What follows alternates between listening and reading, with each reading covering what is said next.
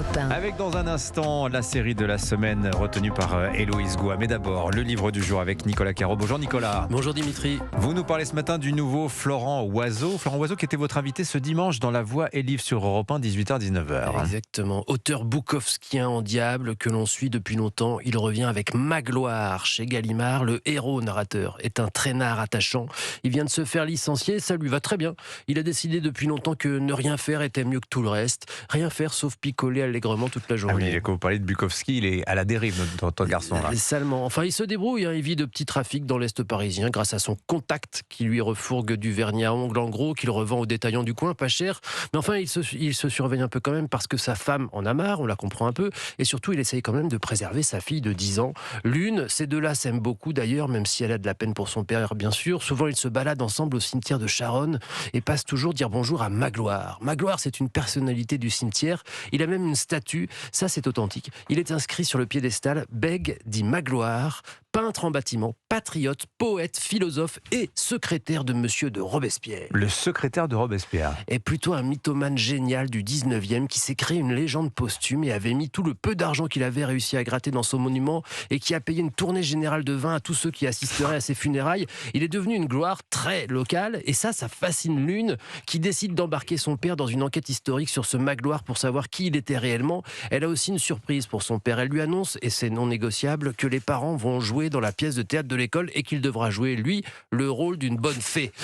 Ça l'arrange pas, mais il va quand même essayer de faire plaisir à sa fille. C'est un roman très touchant, très drôle et aussi très désespéré, servi par un style précis, alerte et reconnaissable entre mille. Donc voilà le pourquoi du titre, Magloire, signé Florent Oiseau. Votre invité, donc je rappelle, ce dimanche, c'était dans La Voix et Livre sur Europe 1, qu'on peut retrouver bien sûr en réécoute sur le site et l'appli d'Europe 1 et toutes les bonnes plateformes de podcast. Merci beaucoup Nicolas Caro. On passe à la série de la semaine à présent. Héloïse Goua, vous nous recommandez une série française qui arrive sur nos écrans cette semaine avec en tête d'affiche Valérie Bonneton. Valérie Bonneton, qu'on associe souvent à la comédie. On pense évidemment à Fabienne Lepic dans Fais pas ci, fais pas ça, mais aussi à ses rôles très drôles dans Les Petits Mouchoirs ou Les Boules de Noël. Bon, cette fois, changement radical de registre. L'actrice épate dans une série dramatique très réussie, l'affaire Laura Stern. En seulement 4 épisodes, la fiction explore sans détour les violences conjugales. On suit Laura Stern, une pharmacienne. Elle dirige une association d'aide aux femmes victimes de violences. T'es en sécurité ici, d'accord ? Mais parce qu'en fait, il m'a appelé ce week-end pour récupérer les enfants. Moi, je lui ai dit non, parce que les enfants, ils voulaient pas le voir. Et le juge, de toute façon, Il a dit... une mesure d'éloignement, il est en infraction, d'accord ? Oui. Tu veux qu'on appelle la police ? Je sais pas. La série ne se limite pas aux violences physiques. Elle évoque aussi l'emprise psychologique, plus insidieuse. Bon, je préfère vous prévenir, cette série est souvent difficile à regarder. On assiste dès le début du premier épisode à une scène très choquante. Un féminicide est commis en pleine rue. Suite à cet événement qui aurait pu être évité, Laura Stern est envahie par une colère froide, une colère redoutable. Face à la passivité de la police et de la justice, cette mère de famille décide d'agir pour empêcher la violence des hommes, quitte à prendre des risques, quitte à mettre en jeu sa propre liberté. Laura, je sais pas quoi faire. Faut pas rester comme ça, Camille. Je vais vous aider. Je suis là. Vous m'écoutez, c'est déjà bien.